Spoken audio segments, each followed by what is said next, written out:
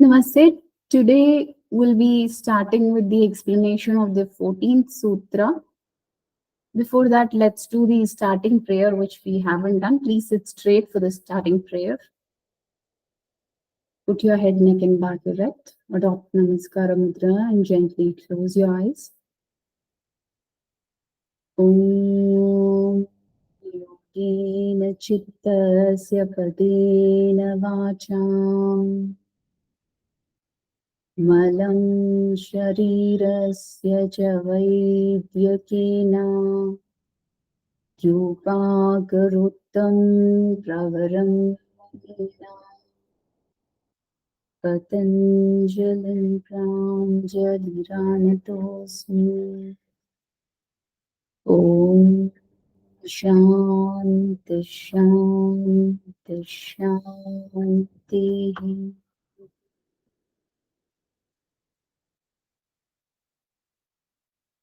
Gently open your eyes.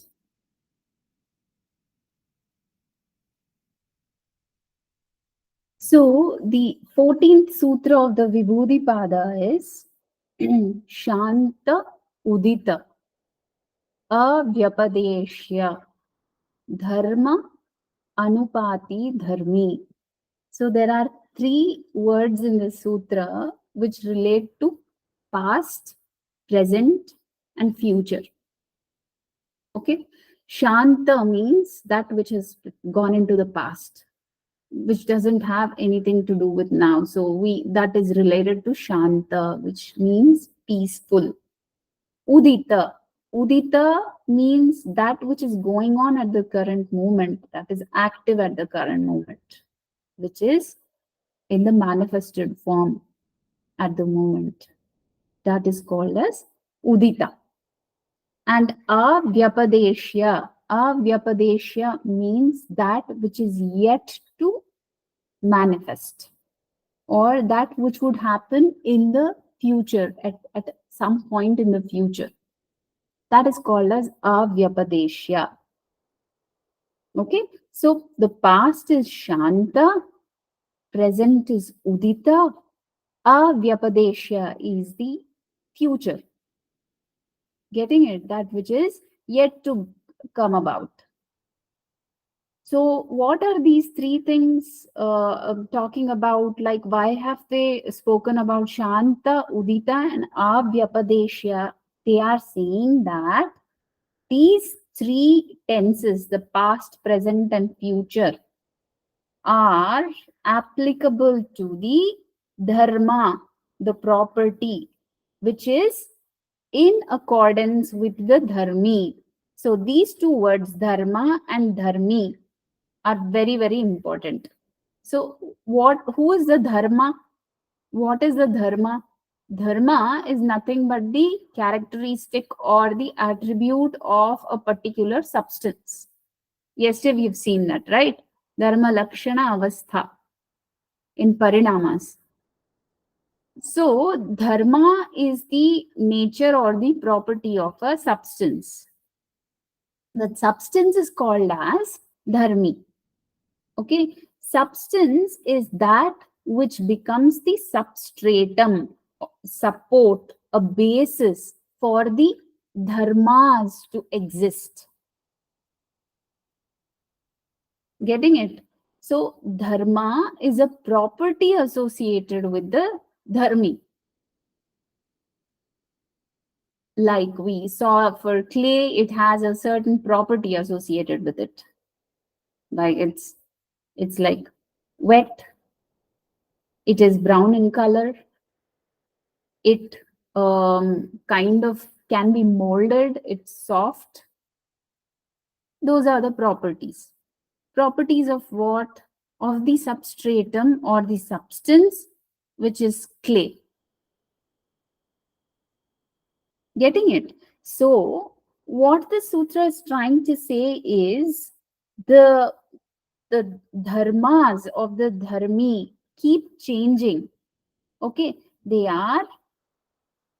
were something in the past, they are something in the present, and they would become something else in the future, like that we have seen for clay. I'll just open up the thing here. So we've seen this, right? So in this, the clay is the dharmi, sorry. And the properties associated with the clay would be the dharmas. And you see, the dharmas are changing, or they would take a different form in the past. They will take a form, they might have taken a different form in the past, they will take a different form now and also in the future.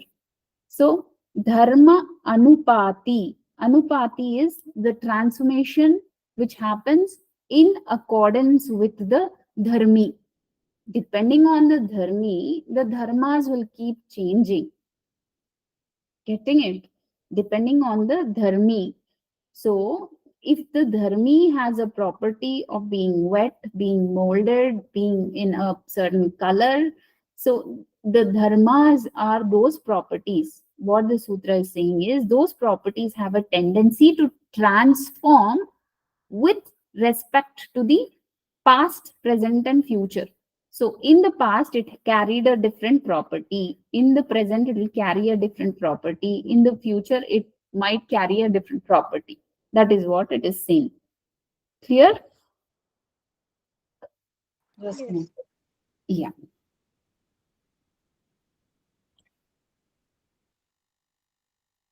So always remember that when it relates to a particular substance, it has a property associated with it.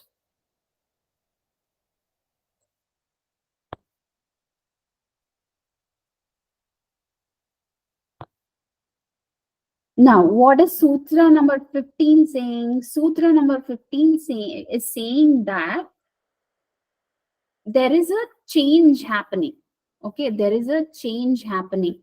That change is happening in a particular order. It is not happening haphazardly, like in any random manner. Okay, it takes a particular sequence, and that sequence is so meticulously planned. I mean, it is taking the law of the nature, but the law of the nature is such that it is following a very, very systematic succession of events. That succession of events is called as the sequence of events also. So they are in a particular order. If you change the order, the outcome will be very different. So that order is being emphasized. If the order is changed, the result will change. Getting it? If the order is changed, what would change? The result is changed. For example, if we take the way we set the curd, how do we set the curd? Usually, the process of setting curd is by boiling milk. Isn't it? First, we boil the milk really well, and we bring the milk to a particular temperature, like lukewarm. Right? We bring the milk to a certain temperature, which is warm. And that warm milk will be used for setting the curd. We add a little bit of curd into it, and then we put it aside. Isn't it? That is the proper sequence in which curd is set. Now, it has actually given a particular result. What is it? It is forming a thick curd if you have used the milk well, or if you have boiled it to a certain extent. Now, when you don't follow the sequence and you change the sequence, what happens if you are kind of mixing the curd before you boil the milk, and after that you start boiling the milk? The outcome is different, isn't it? Do you see that the outcome is changing? So this kind of change in the sequence leads to a different result. That is what is being said in Sutra number 15. Krama. Krama is the sequence. What is krama? Krama is the sequence or the order in which certain things are taking place. Krama anyatvam. Anyatvam is the change, okay, or the difference in the order. Okay, krama anyatvam. Anyatvam is the change or the difference.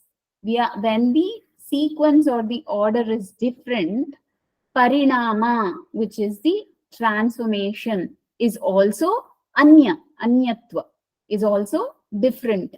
When the order is different, the transformation is also different. Okay, so when you look at the whole sutra in one go, what it says is, if there is a change in the sequence, that causes a change in the result. Getting it?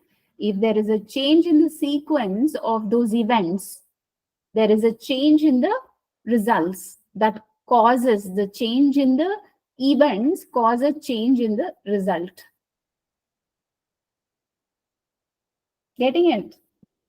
Yeah. So Yes, ma'am. yeah. So the change is in with respect to the dharma, lakshana, and avastha. Okay, these things will change. The dharma, lakshana, and avastha. What changes?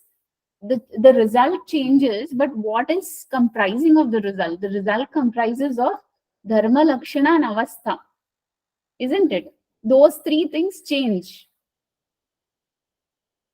Okay, so for us to be able to understand, the purpose of sadhana is to understand these dynamics, and we should understand that things have to happen in a certain way. We can't change the order. If we change the order, it indicates that the outcome will be different.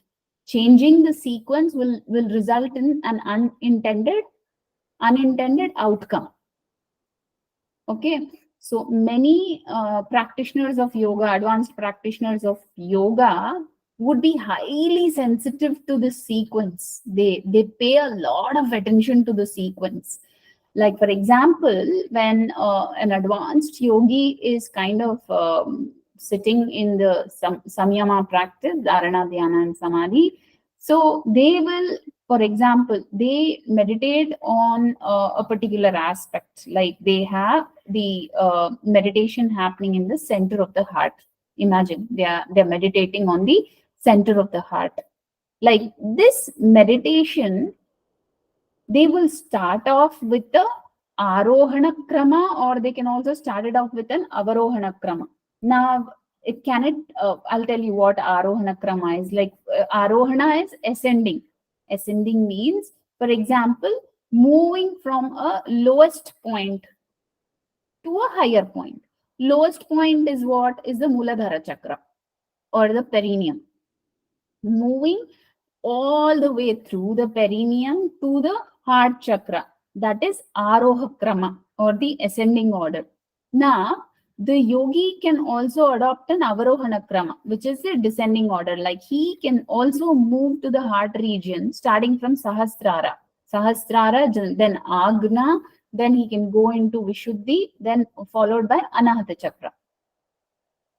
So there are two approaches to get into the center of the heart for meditation practice. Now, they follow this order because they know that it leads to a particular result. It leads to a particular result. They will not change the order whatsoever. They're very firm on this because they know that if they change the order, the outcome will definitely not be the same. That's why the advanced yogis or practitioners who have already understood what happens with the results, they only follow a specific order. They don't change the order. That is what this particular sutra is intending to say. What we are doing is, we are looking at the different outcomes of performing samyama and what are the different things which will change. So this particular sutra is giving a caution that if you change the order, the result would change. Getting it? It's like a heads up. So it's saying that you change the order, you better know that the outcome will be different.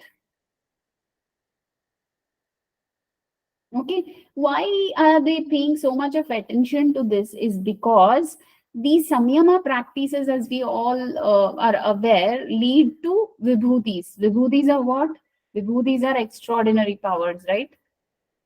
Extraordinary powers or supernatural powers. So when samyama practice is meant to awaken the supernatural powers of the mind and explore realities which are beyond a common man's understanding, beyond the phenomenal world, the sequence matters a lot. Getting it? The sequence matters a lot. So that is what they are saying. Krama anyatvam, kramanyatvam, parinamanyatve hetuhu. Kramanyatvam means changing the sequence, difference in the sequence. Parinamanyatve, which is the change in the result, is caused by. Hetu is the cause. What is caused? So the change in the result is caused by the change in the sequence. Getting it? The deeper meaning of this is, as we see the practices advancing, the to get to that very finer, refined state of mind and to be able to attain these extraordinary powers, the sequence through which we are putting the mind becomes very important. If we change that order, the outcome is very different. That is what they're trying to say. Okay. So, ma'am, here are they referring to this Nirodha Parinama, Samadhi Parinama, or in general any activity? Nirodha Parinama, Samadhi Parinama, Ekagra Parinama are for the understanding that the samyama happens in this order. Like it doesn't happen all at once. Like we don't get into the Ekagra Parinama or Ekagra Avastha just with a simple meditation. It happens in a particular order.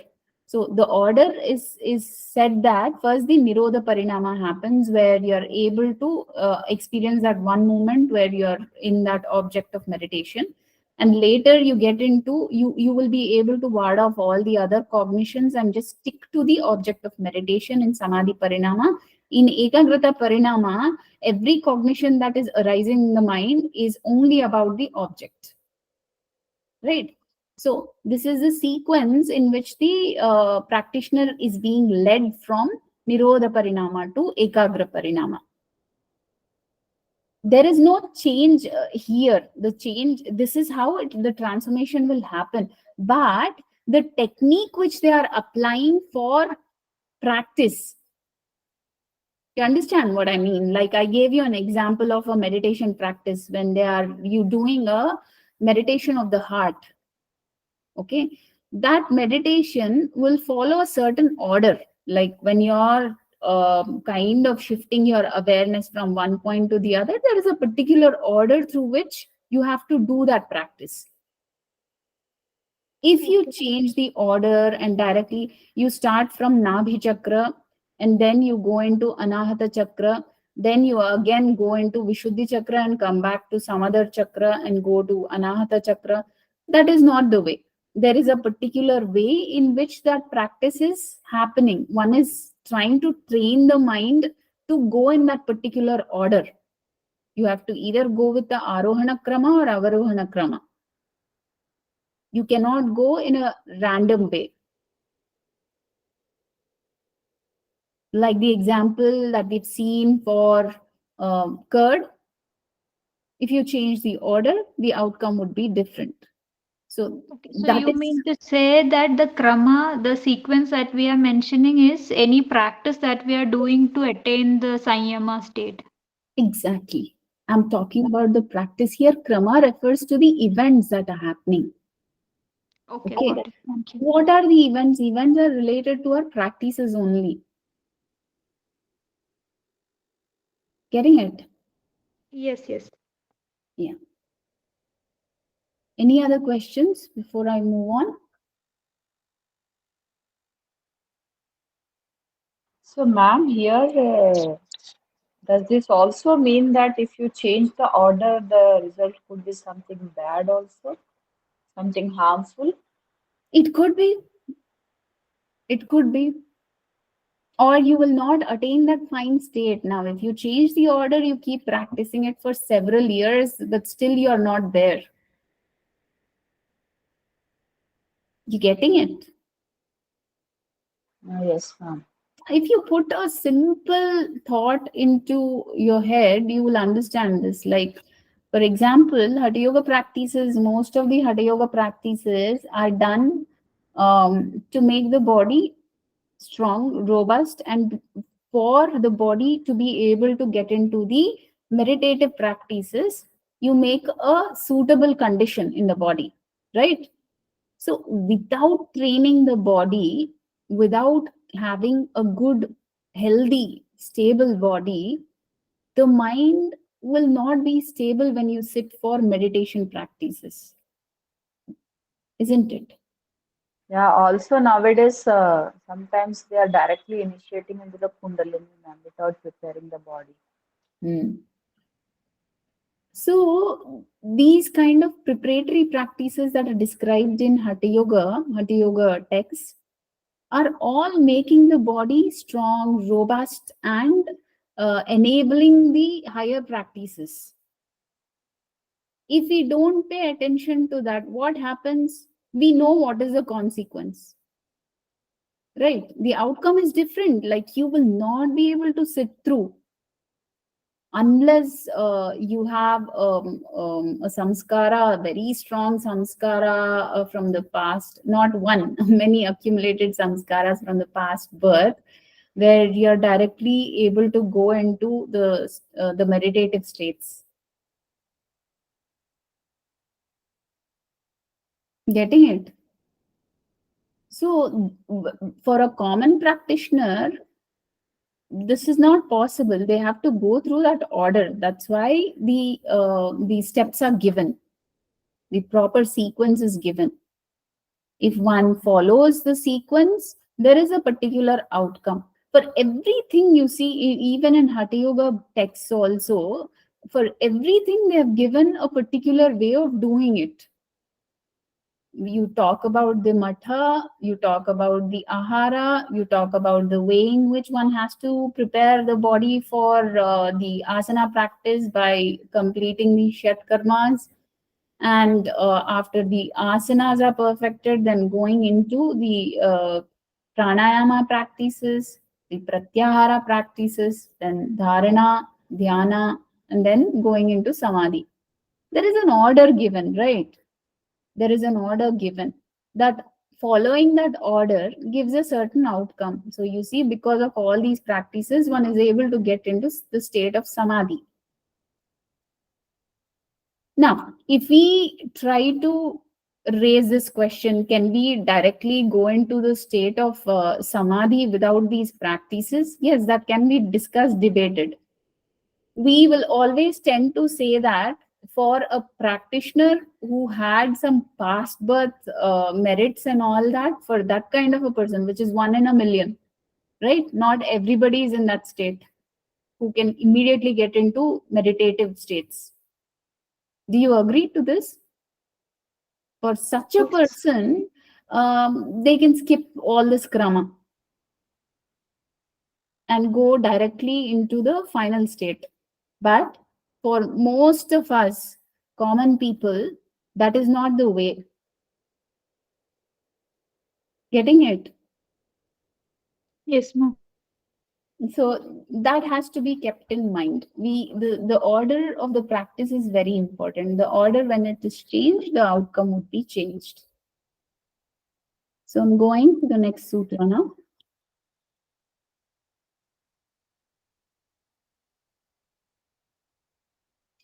So the 16th sutra, is the recording going on? Just have a look at it. Yes. Yes, Yes, ma'am. ma'am. Okay, thank you. The 16th sutra says, Parinamatraya Samyamad Atita Anagata Jnanam. So what is parinama? We have known that parinama is nothing but the change that is happening, transformation that is happening. Traya, what does the traya refer to? Parinama of what? What is a traya? Is it Dharma Lakshana? Yes, Ma'am? it relates to the dharma, lakshana and avastha. That is the traya that they are referring to. Okay, when we kind of perform a samyama on the dharma, lakshana and avastha parinama, we'll be able to know the past and also the future. Atita is past, anagata is future, jnanam is, we know that it is knowledge. When one Ma'am, can you repeat that, ma'am? Atita means past. Atita means past. Anagata. Anagata is what? Future. That which is about to come.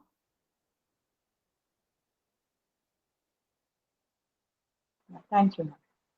Yeah. So parinama traya samyamat, performing parinama on the three aspects, which are dharma, lakshana and avastha. One gets the knowledge of the past and the knowledge of the future.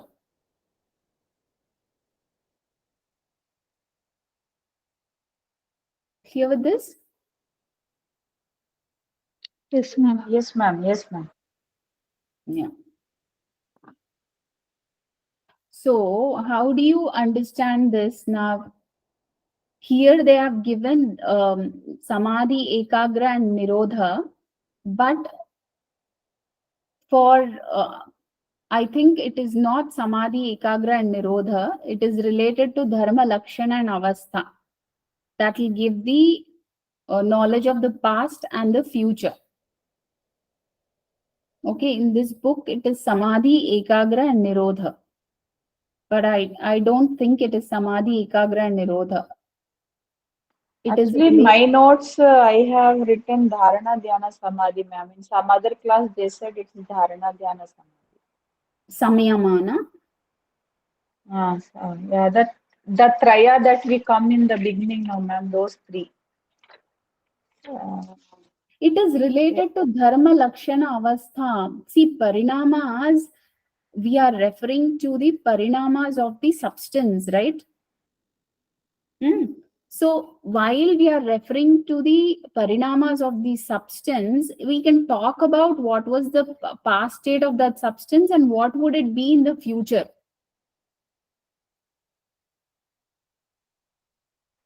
You are right, ma'am. Actually, you are right. Because this is also continuation to the Sutra 15 where we spoke about these three. Right. So I don't think it is samadhi, ekagra and nirodha. You can refer to other books also. I have seen this in couple of books. Both the books said that it is dharma, lakshana and avastha and not samadhi, ekagra and nirodha. The parinamas, the three parinamas are dharma, lakshana and avastha. This is a mistake in this book. Or maybe we just remember this also, ma'am. In the option, if that is not there, we can pick this one. Maybe you can just remember because different schools have different interpretations. Yeah, you see what are the options given there, but the most appropriate answer would be that of dharma, lakshana and avastha.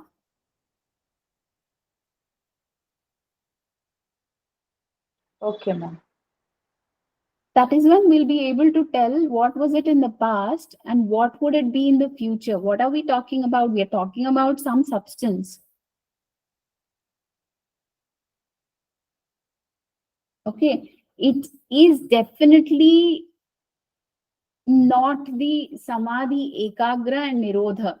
So just apply the knowledge of samadhi, ekagra and nirodha. What jnanam are you getting? Are you able to understand something which is an extraordinary thing?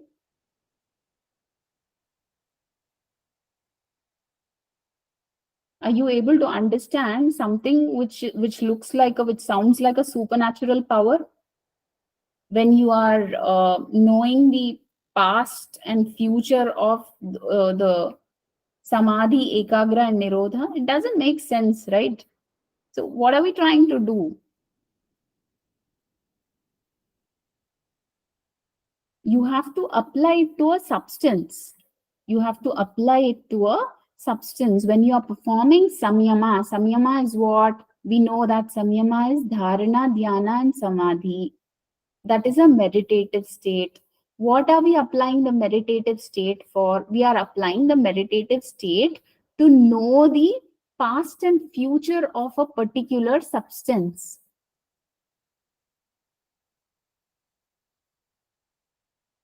With this, we can know what happened to that, what was it in the past and what would it be in the future. I hope I'm making sense. Yes, ma'am. Yeah. So this is how you have to understand it. Here it is not given in the right way. Now, should I move into the next sutra? Yes, ma'am. So, ma'am, when you say it is a dharana, dhyana, samadhi on an object, can it be the self also? Yeah, it can be the self, but there's a particular sutra which talks about that, like what was that particular, what was my state in the past, what would I be in the future. That Okay. is samyama on samskaras. That is just about to come. That's a different sutra. But this is with regards to anything. It could be a substance, it could be anything. Okay, you will know what was it in the past and what it would be in the future. Okay. Yeah. So remember, the past and the future can only be spoken with regards to dharma, lakshana, and avastha. Getting it? Let me just help you understand this.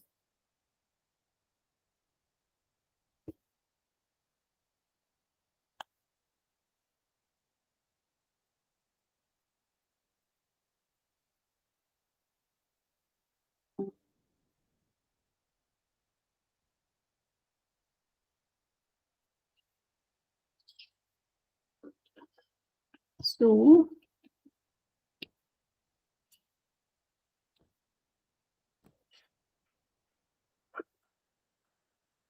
give me a second.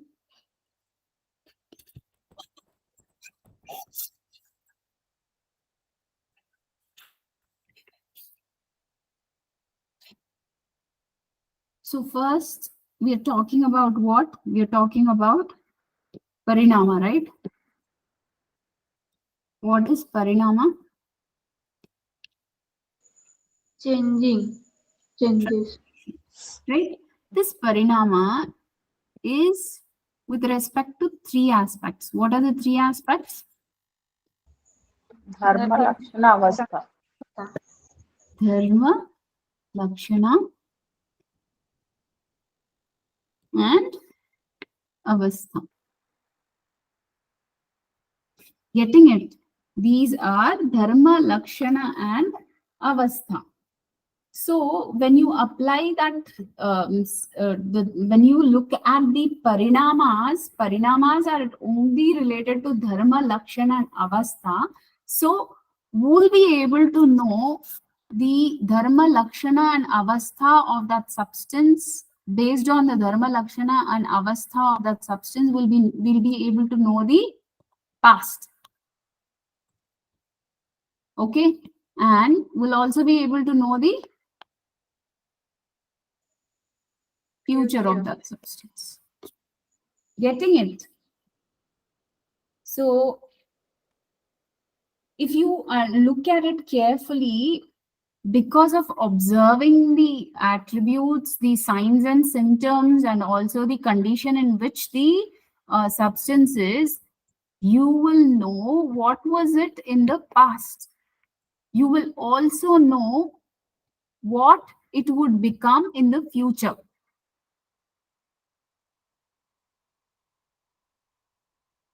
If we apply this to the behavior of a personality of a person, you just imagine we are kind of analyzing the nature of a person.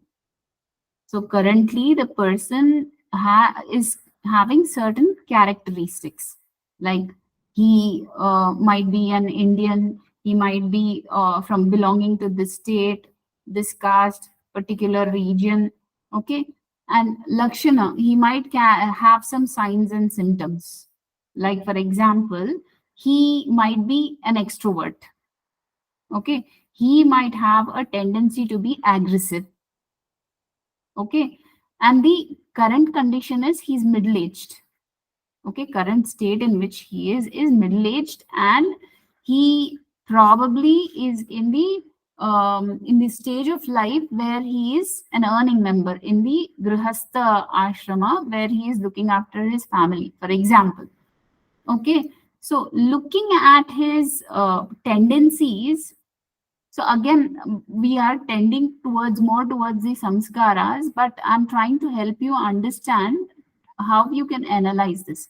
So the dharma, lakshan, and avastha of that particular personality, depending on the behavioral traits that we see, we can assess that he might have been not in the past birth, especially in his other, if we say other ashramas, when he was a child, he might be like this.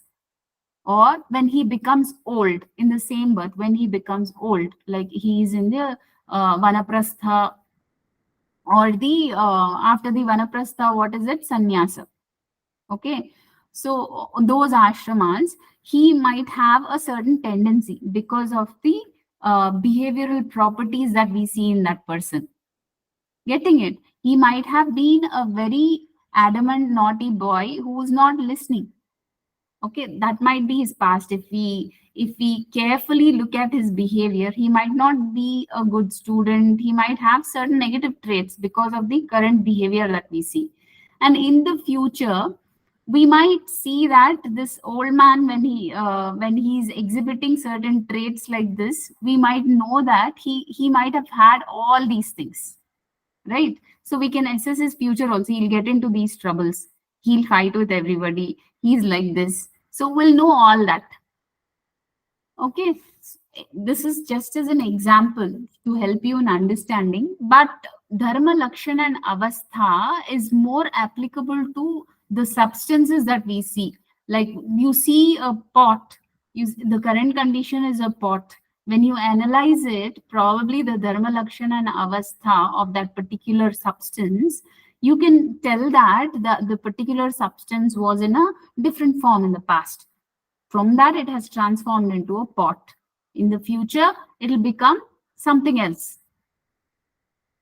Okay, so that parinama, performing the samayama on the parinamas, will lead to the atita and anagata jnanam, will lead to the knowledge of the past and knowledge of the future about that object or substance. Getting it? So here the person is able to carefully meditate on these aspects. That is why he is able to tell what was it in the past and what would it be in the future. It's not anything mystical. You see, there's a deep technique applied, and through the practice and perfection of that technique, the yogi is able to tell what it was in the past and what it would be in the future. It is not something that is arising from nowhere. There's a very strong basis for how he's able to get to the past and also talk about the future of that substance. Getting it? So should we move on to the next one? Yes, ma'am. Yes, Yeah. ma'am.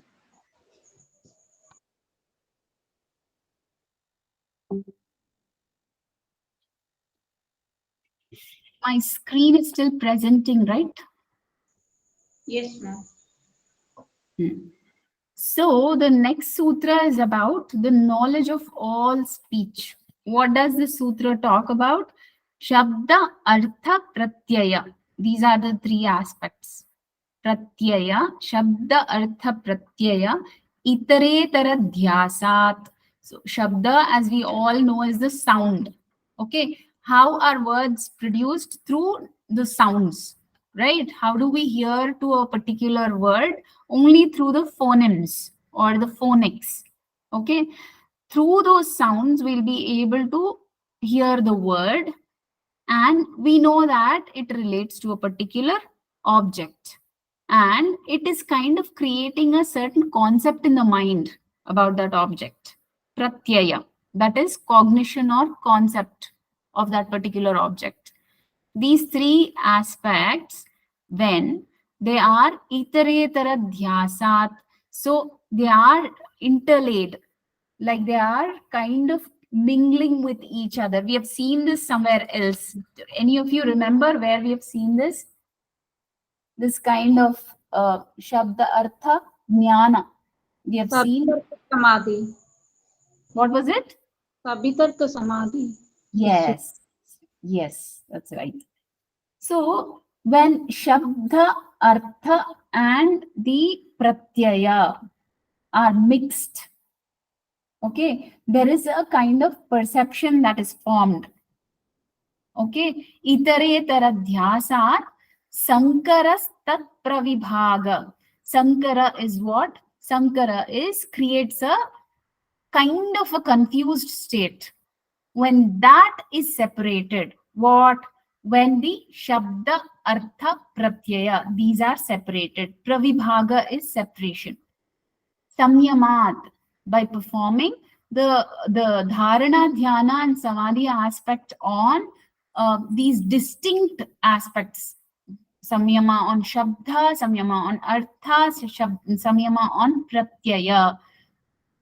Like separating them out and performing samyama on these individual aspects helps the yogi to understand the speech of a organism.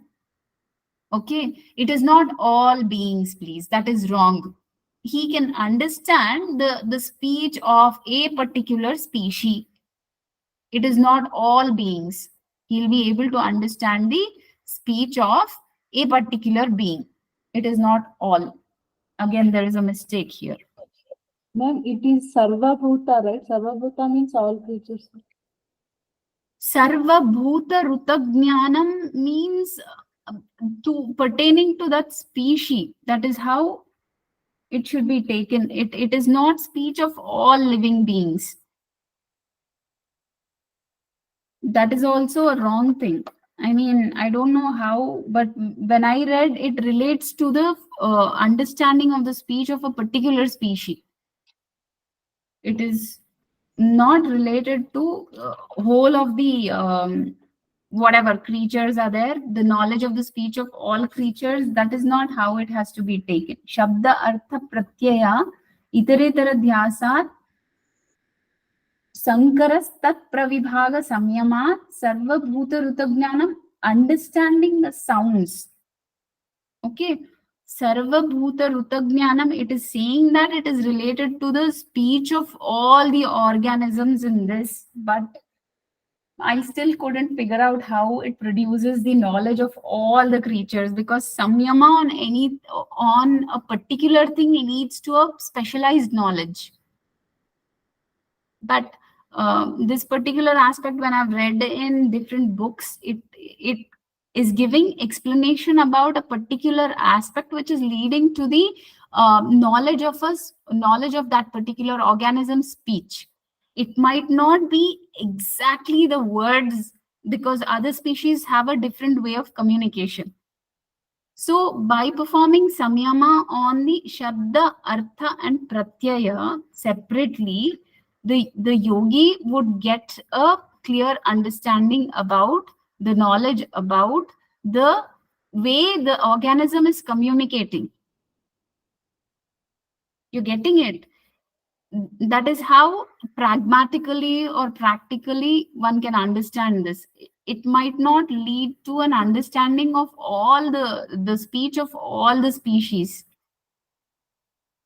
Sarvabhuta is the word related to all bhutas, but still I don't kind of subscribe to this Sarvabhuta. I'm not very sure of how it leads to the Sarvabhuta Rutagnanam, but when we take the meaning of Sarvabhuta, it is trying to indicate that one can actually understand the speech or sounds created by every living creature.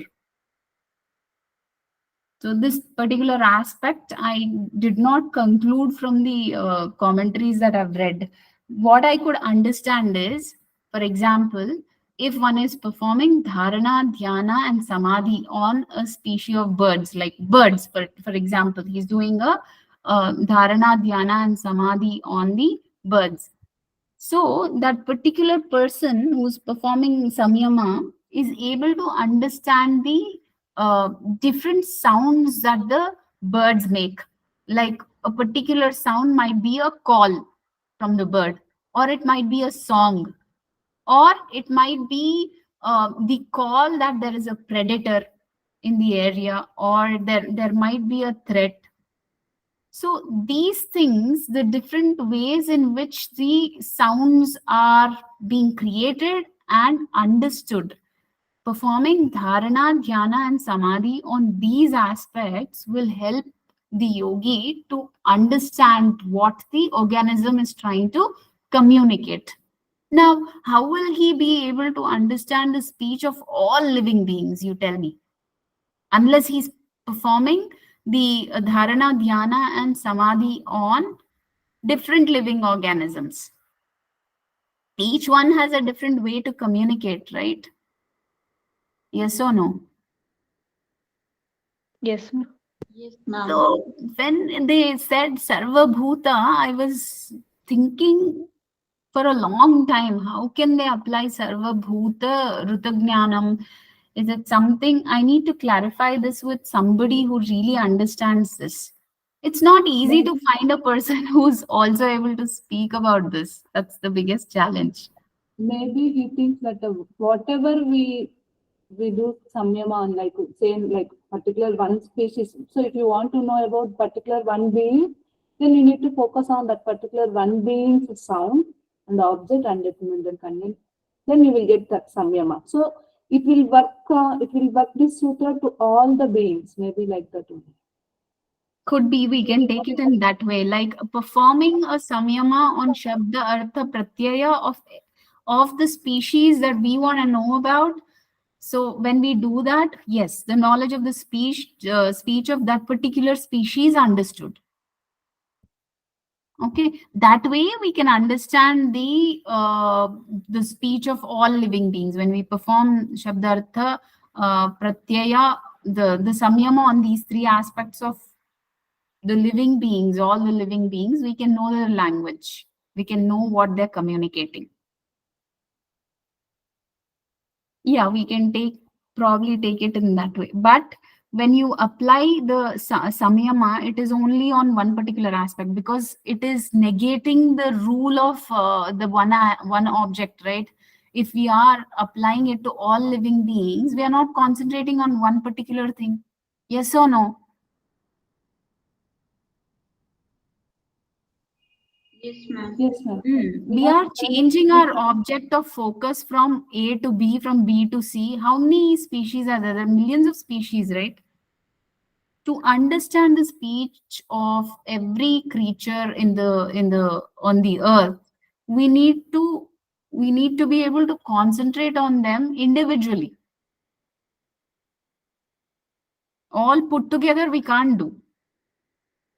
That is not. We can say that he is capable of knowing the particular sound. So whatever he listens, he can able to do samyama on that particular thing easily. So it may leads to automatically all living beings, right?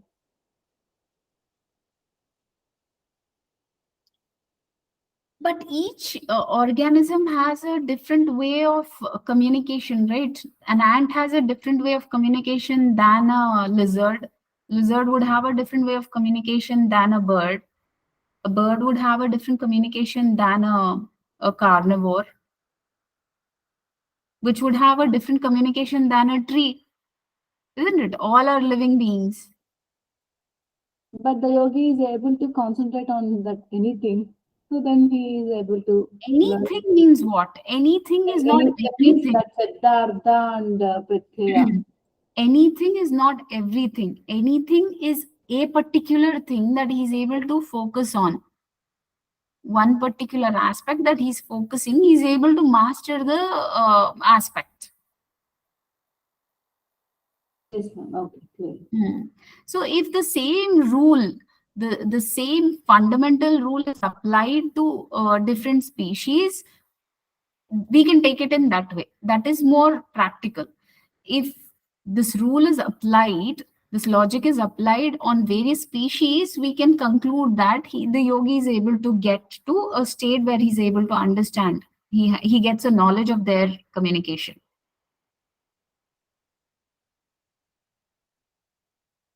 Getting it? Now, you see, there's this good example of a child learning to communicate. Okay. You see, the child is not clouded with anything in his head. What does the child have? He doesn't carry kleshas at that very moment. Apart from avidya, there is no other klesha in the child. Right? If we think about it logically, the child will not have any klesha like abhinivesha, raga, dvesha, asmita, all these things. Yes or no? He has not created his identity when he is just born until a certain age, right? So how is he able to, if we look at the way how he's able to kind of communicate with the people around him, that kind of gives an idea of how a yogi can understand the speech of a species that is not of his own kind, the species that doesn't talk his language. The child doesn't understand the adult communication, right? They don't know the words, they don't know the language, but still the child understands the gestures, the child understands the certain feelings. The child can understand, after the child starts slowly growing, he understands that certain sounds mean certain things, right? The facial expressions, these things, these are all part of the communication, the way in which the child learns to interact. Yes or no? So when we understand that aspect, you see the child is trying to communicate in a certain way, though he doesn't understand the language of the adult. Getting it? So what is the child trying to do? He is trying to kind of gain some awareness. I mean, with his intuition, with the intuition, like whatever he's been. Yeah, just give me a second. Yes. Yeah, let me finish this.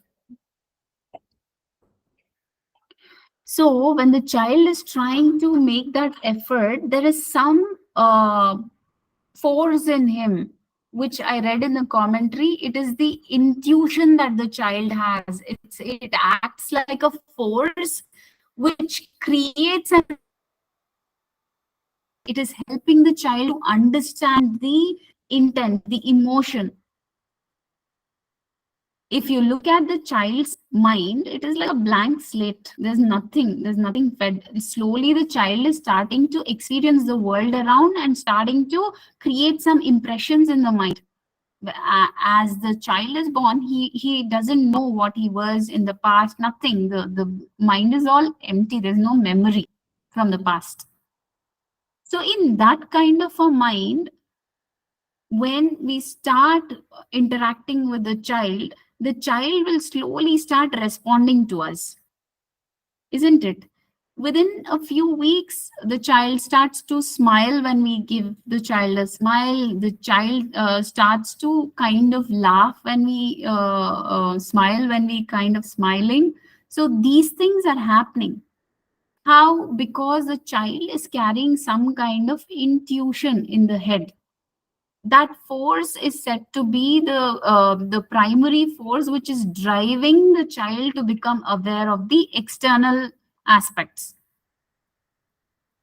Okay, and this mind that the child has, which is clear from the kleshas, apart from avidya. Avidya is ignorance, as we know, that is an underlying klesha which always remains until the yogi enters into nirbija samadhi, right? So avidya is there, but all the other kleshas are dormant.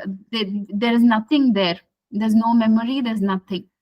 So in that kind of mind, the intuitive power is working in such a way where he's able to quickly understand, and within a few years, the child starts to talk the adult's language. Right? The cognition is so powerful in those growing years because the mind does not carry any kleshas. So what the commentary said is, when the yogi is trying to practice samyama on these, he has prepared his mind to clear itself from these kleshas. Only then he'll be able to understand the communication of different species. Okay, only when his mind is in a state where it is cleared from the basic kleshas that we see. Apart from avidya, everything else is almost cleared. In that state of mind, he is able to understand the speech of different species. So he's applying samyama on the shabda artha pratyaya. He's able to understand the speech of a particular species. So that is how I understood it. Okay, so having this kind of mind, it is conducive for the yogi to be able to understand the knowledge of different species, the way they communicate. Clear? Should I move on to the next one? Yes, ma'am. It's 10 o'clock, ma'am. Yeah. So we'll stop it here. I'll stop the recording before we discuss.